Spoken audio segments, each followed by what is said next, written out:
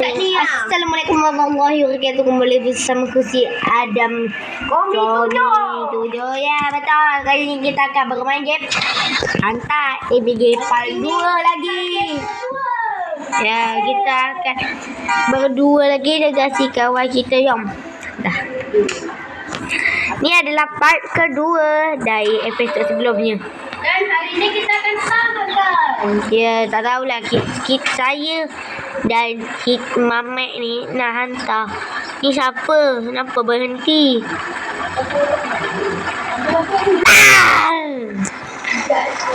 Oi, sini. Jom balik. Jom.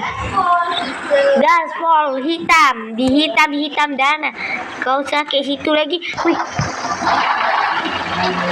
Jalan orang. Masih siapa? Astagfirullah. Ini kenapa? Tak tahulah. Sabar.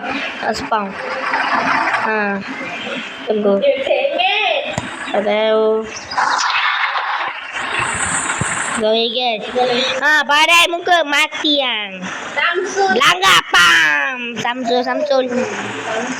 Jangan ni. Tu rumah kecil apa tu? Tu. Sebut jom tengok. Jom tengok ada rumah kecil. Sini ikatku. Kan. Di gas pun gas. Ini namanya Tang. Macam ini ekor. otakmu. Ini bukan, ini adalah tempat yang untuk masak tu. Dia terbalik. Astagfirullah.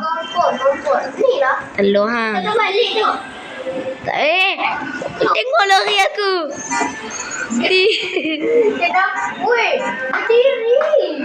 Woi. Telur hang lagi ya teruk Dewi. Wih, Willy. Sebang keluar. Tengok. Dia gaspol Willy. Kenapa saya? Eksiden pramuka. Jangan. Willy. Bantuan Irang.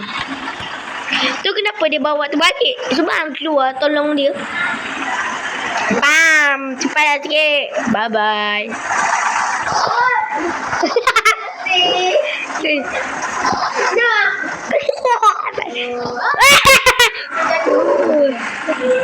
Aku dia apa situ? Weh!